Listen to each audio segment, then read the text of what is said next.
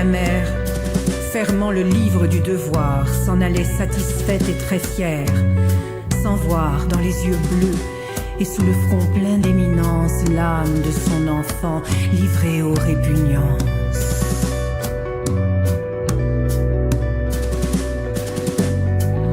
Tout le jour il suait d'obéissance, très intelligent, pourtant d'éthique noire, quelques traits semblaient prouver en lui d'âcres hypocrisies.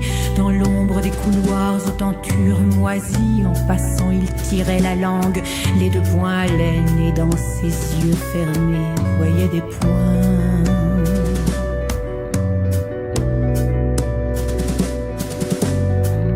Une porte s'ouvrait sur le soir, à la lampe on le voyait là-haut qui râlait sur la rampe sous un golfe de jour pendant du toit. L'été surtout, vaincu stupide, il était entêté à se renfermer dans la fraîcheur des latrines. Il pensait là tranquille et livrant ses narines.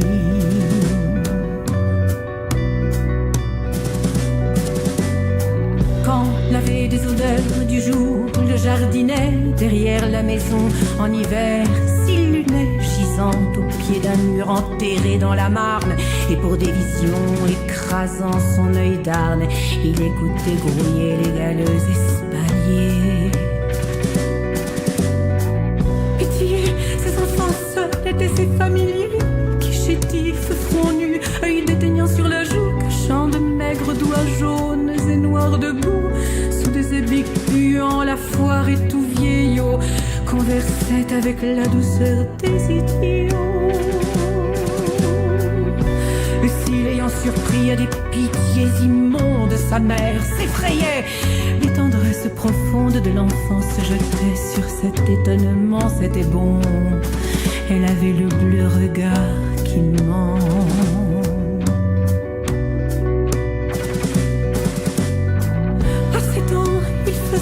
Des romans sur la vie du grand désert où lui la liberté ravit. Forêt, soleil, rive, savane, il cédait de journaux illustrés ou rouges. Il regardait des Espagnols rire et des Italiennes. Quand venait l'œil brun, folle, en robe d'indienne, à 8 ans, la fille des ouvriers d'à côté, la petite brutale, et qu'elle avait sauté dans un coin sur son dos en secouant ses tresses, et qu'il était sous elle, il lui mordait les fesses, car elle ne portait jamais de pantalon. Et pareil, meurtri, des poings et des talons, remportait la saveur de sa peau dans sa chambre.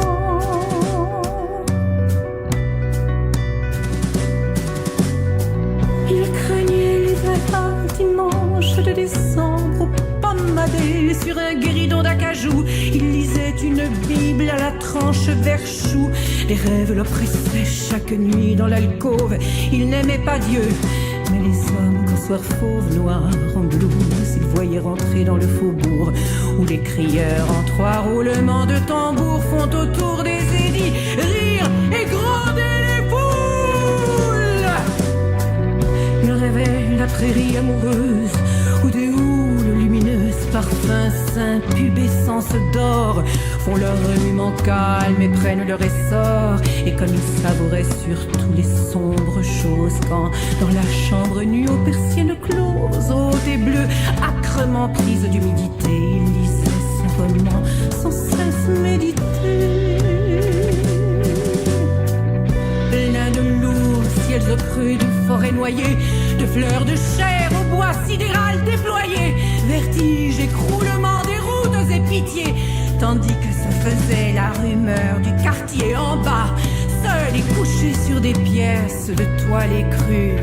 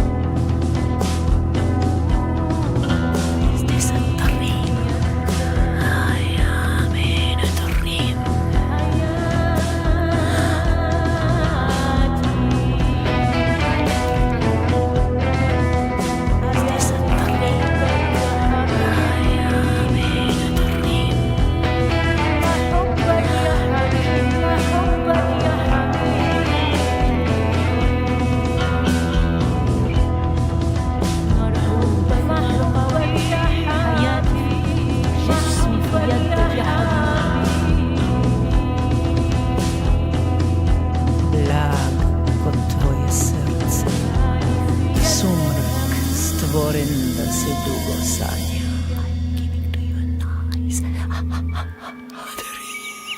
U sobi će biti sumrak, blag kod tvoje srce. La femme, cependant, de sa bouche de fraise en se tordant ainsi qu'un serpent sur la braise, et pétrissant ses seins sur le fer de son busc, laissait couler ses mots tout imprégnés de musc.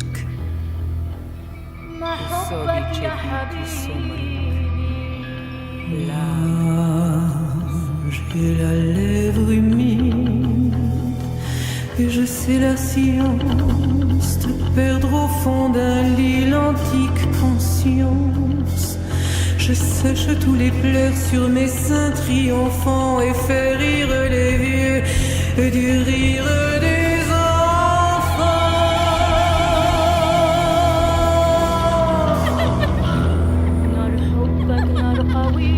Je remplace pour qui me voit nu et sans voile la lune, le soleil, le ciel et les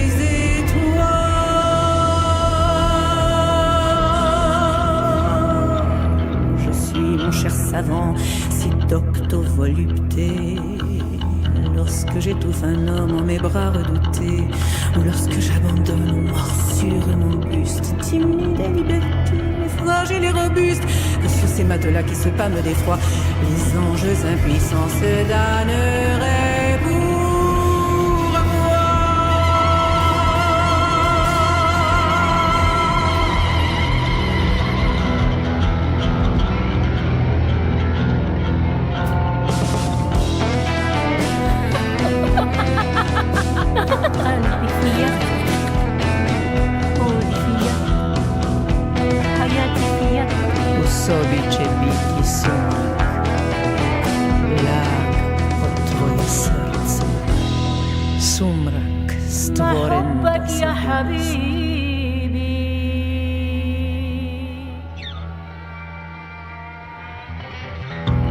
Quand elle eut de mes os sucé toute la moelle et que languissamment je me tournais vers elle pour lui rendre un baiser d'amour, je ne vis plus qu'une outre au flanc gluant toute pleine de pus.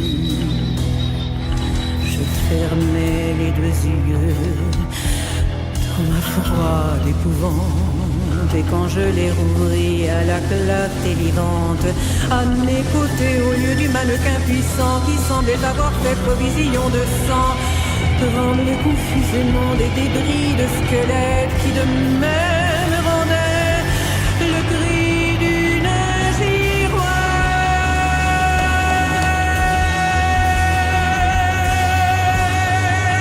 ou d'une enseigne au bout d'une tringle de fer que balance le vent pendant les nuits d'hiver.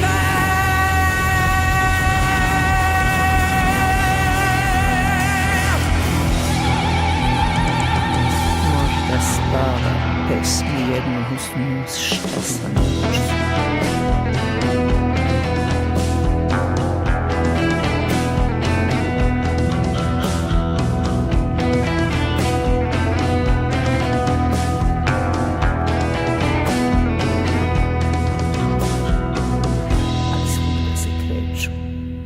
Že mrtvých vremena umrli mír.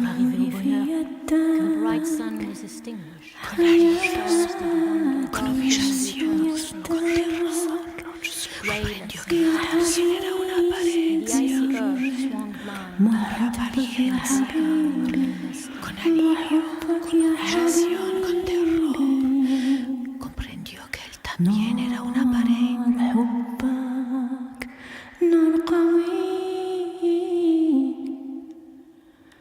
جمالي في يدك ما حبك يا حبيبي ما حبك يا حبيبي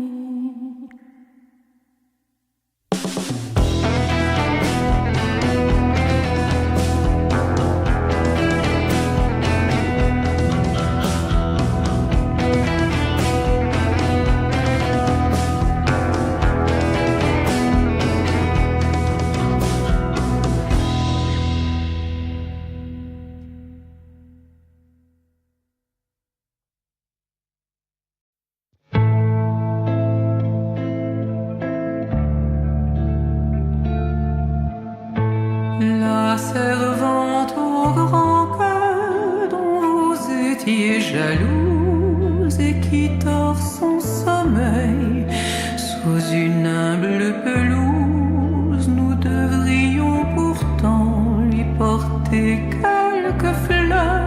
Les morts, les pauvres morts, ont de grandes douleurs. Quand octobre souffle et mondeur des vieux arbres, son vent mélancolique alentour de leurs mâts. Certes, ils doivent trouver les vivants bien ingrats à dormir comme ils font chaudement dans leurs draps, tandis que dévorés de noires songeries, sans compagnon de lit, sans bonne causerie, vieux squelettes gelés, travaillés par le ver, ils sentent s'égoutter les neiges de l'hiver. Le siècle coulé sans qu'amis ni famille remplace les lambeaux qui pendent de leurs grilles.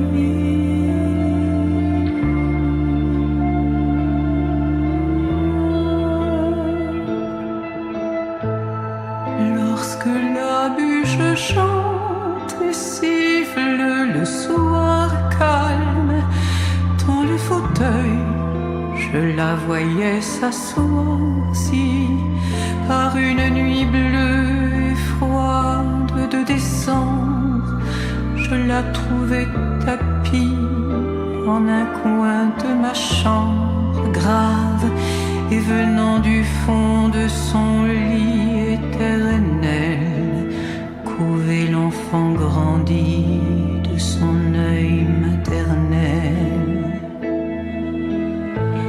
Que pourrais-je répondre à cette âme pieuse, voyant tomber des pleurs de sa paupière creuse?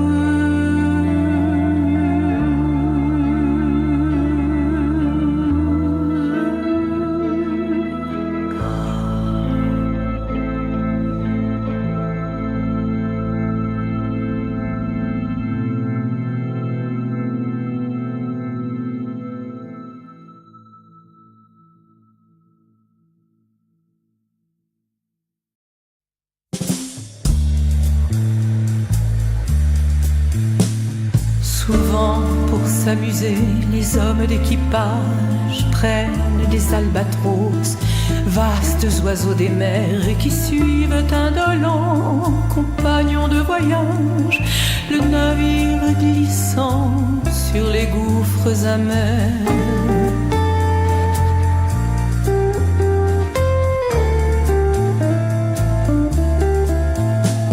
À peine les ont-ils déposés sur les planches que ces rois de l'azur, maladroits et honteux, laissent piteusement leurs grandes ailes blanches comme des avirons traîner à côté d'eux.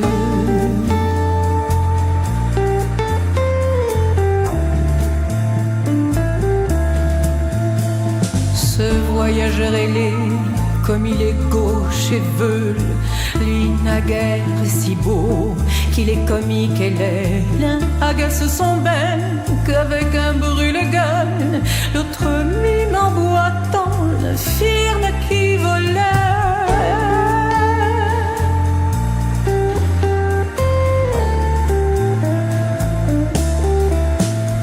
Le poète est semblable au prince des nuées qui hante la tempête et se rit de l'archer, exilé sur le sol au milieu des huées. Ses ailes de géant l'empêchent de marcher.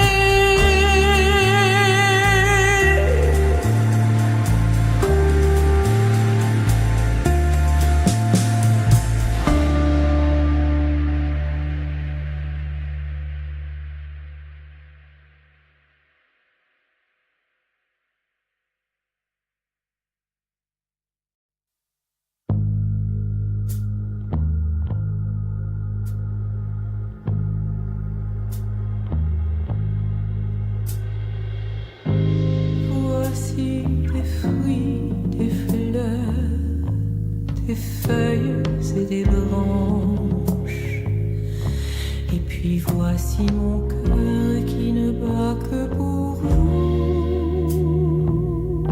Ne le déchirez pas avec vous de main blanche, et qu'à vos yeux si beaux l'humble présent soit doux, l'humble présent soit doux. J'arrive tout couvert encore de rosée, que le vent du matin vient glacer à mon front. Souffrez que ma fatigue à vos pieds reposée. Rêve des chaises instants qui a des lasseront, qui a des lasseront.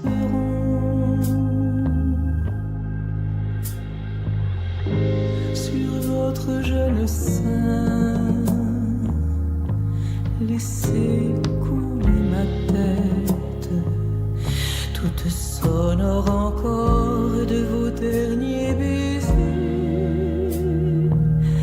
Laissez-la s'apaiser de la bonne tempête, et que je dorme un peu, puisque vous reposez, puisque vous reposez.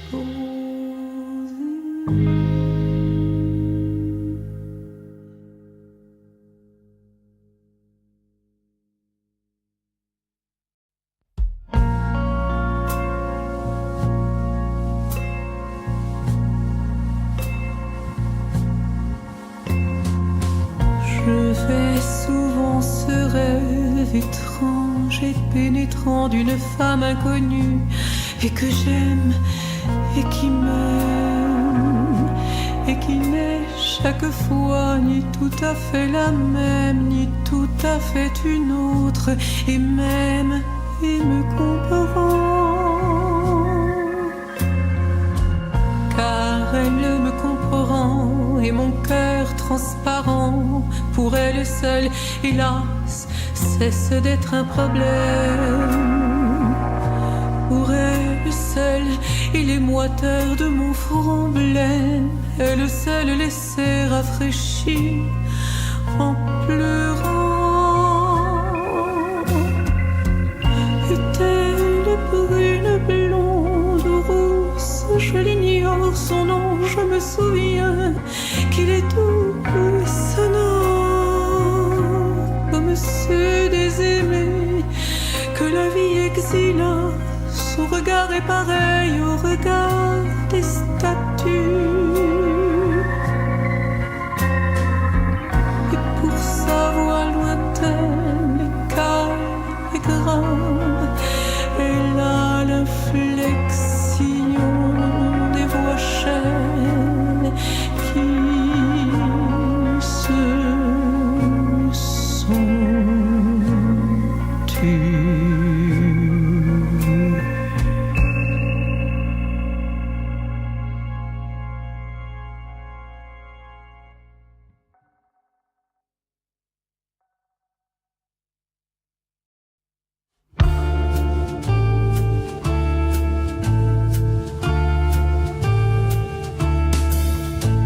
Ta tête, ton geste, ton air sont beaux comme un beau paysage. Le rire jouant ton visage comme un vent frais dans un ciel clair.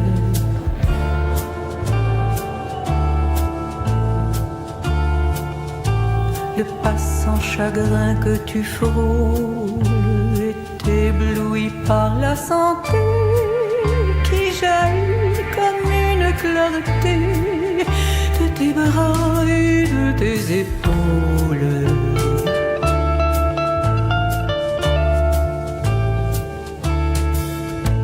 Les retentissantes couleurs dont tu parsèmes tes toilettes jettent dans l'esprit des poètes l'image d'un balai de fleurs.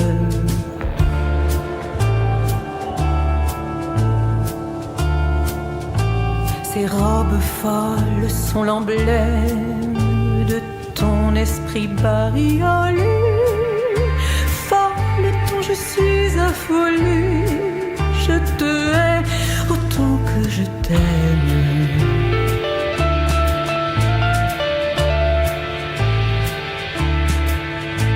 Quelquefois dans un beau jardin où je traînais mon atonie, j'ai senti comme une ironie le soleil déchirer mon sein.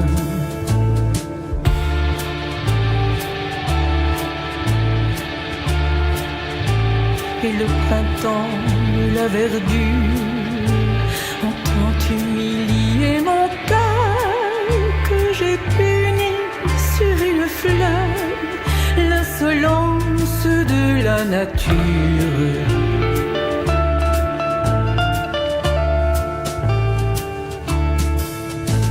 Ainsi je voudrais une nuit, quand l'heure des voluptés sonne vers les trésors de ta personne, comme un lâche rampé sans bruit.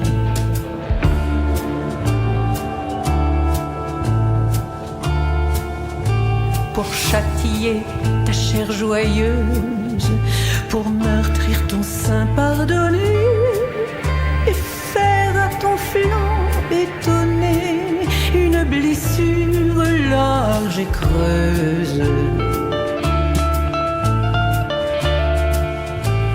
Et vertigineuse douceur à travers ses lèvres nouvelles, plus éclatantes et plus belles, t'infuser mon venin, ma sœur.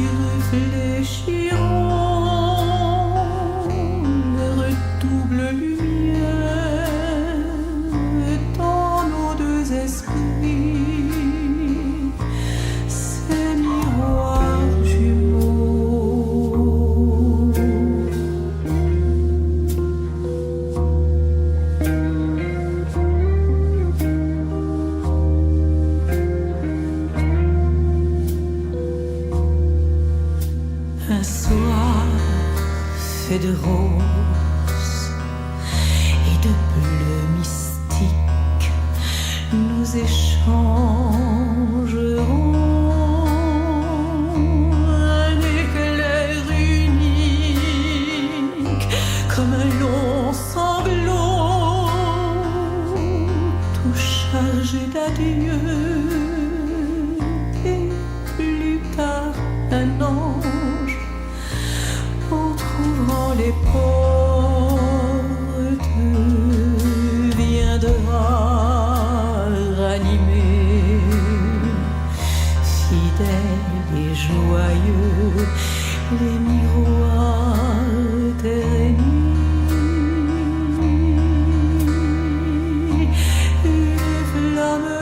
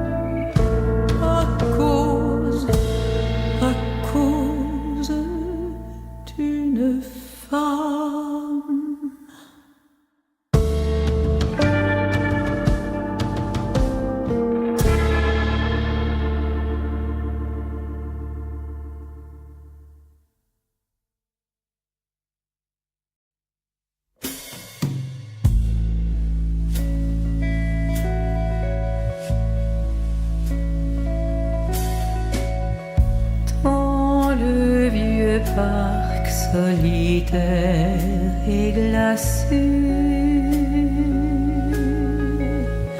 deux formes sont totales repassées. Leurs yeux sont morts et leurs lèvres sont molles.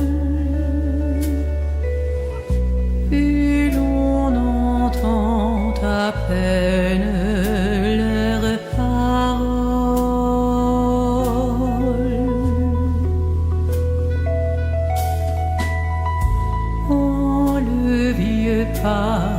solitaire et glacé.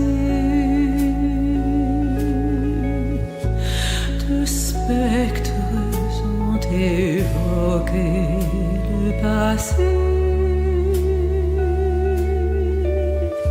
Te souviens-t-il de notre extase ancienne? Pourquoi voulez-vous donc qu'il m'en souvienne?